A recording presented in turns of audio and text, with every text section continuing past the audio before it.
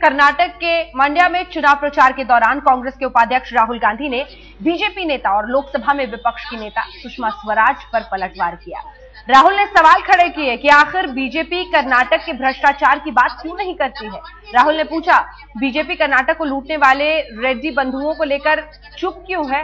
दरअसल कल सुषमा स्वराज ने मनमोहन सरकार पर जमकर निशाना साधा था।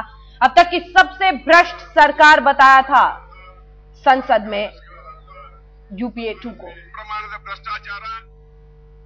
हमारी सोच है कि सबको लेकर चलना है, महिलाओं को लेकर चलना है, युवाओं को लेकर चलना है और सबको एक साथ आगे बढ़ना है।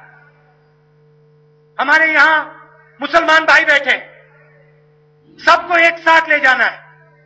हिंदुस्तान का ये मतलब है कि हर धर्म, हर जात, हर एक को हम एक साथ ले चले। और बीजेपी के लोग जोड़ तोड़ की राजनीति करते हैं। वो सोचते हैं भैया आधे हिंदुस्तान को भूल जाओ, चुने हुए लोगों की सरकार बनाओ, अमीर लोगों की सरकार बनाओ, गरीबों को भूल जाओ, किसानों को भूल जाओ। हम ऐसी सरकार नहीं चलाएंगे। हम आपकी सरकार चलाएंगे, युवाओं की सरकार चलाएंगे, गरीबों की, महिलाओं की सरकार चलाएंगे। सिर्फ मांड्या में ही नहीं, हासन में भी चुनाव प्रचार के दौरान राहुल बीजेपी पर जमकर बरसे।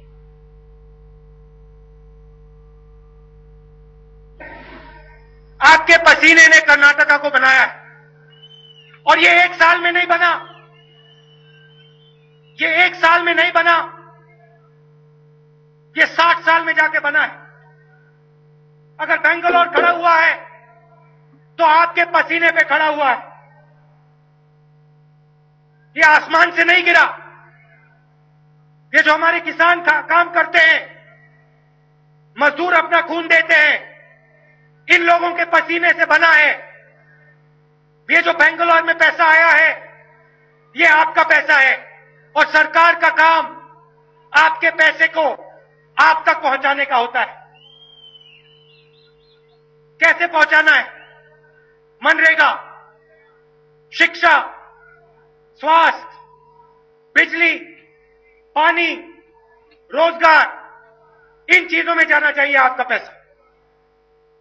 राजनेताओं के जेब में नहीं जाना चाहिए।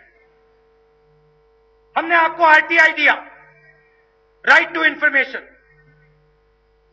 इसके माध्यम से आप किसी राजनेता के बारे में सवाल पूछ सकते हो। हिंदुस्तान में किसी भी राजनेता के बारे में आप सवाल पूछ सकते हो।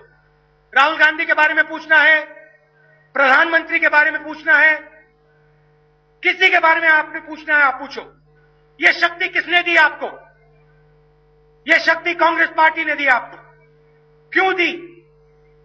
क्योंकि हम चाहते हैं कि आपकी आवाज सरकार के अंदर पहुंचे, आपकी जो शक्ति है सरकार के अंदर पहुंचे।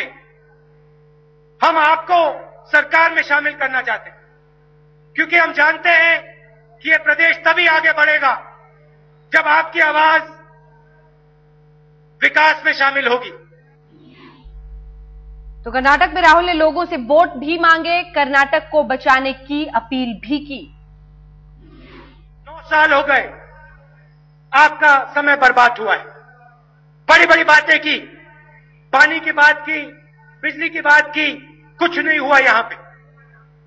अब आप कांग्रेस पार्टी की सरकार लाइए, विकास की सरकार लाइए, प्रगति की सरकार लाइए और ऐसे राजनेताओं को आगे लाइए जो भ्रष्ट ना हो। ऐसे सीएम को चुनिए जो सफाई से काम करे, प्रगति की बात करे और जेल में टाइम ना काटे। राजनीतिक सिस्टम से कोई खुश नहीं है और जब तक हम राजनीतिक सिस्टम में युवाओं को, महिलाओं को, आम आदमी को नहीं लाएंगे तब तक सच्चा बदलाव नहीं आएगा। और ये जो महिलाएं बैठी हैं, आपको आना पड़ेगा, आम जनता को अंदर आना पड़ेगा और सिस्टम को बदलना पड़ेगा। और मैं आपके साथ काम करना चाहता हूं, युवाओं से कहना चाहता हूं कि आप लोग राजनीति में आओ, बड़ी संख्या में आओ और राजनीति को बदलो। कांग्रेस पार्टी के इस बार एमएलए चुने जाएंगे, मैं उनसे भी एक बात कहना चाहता हूं।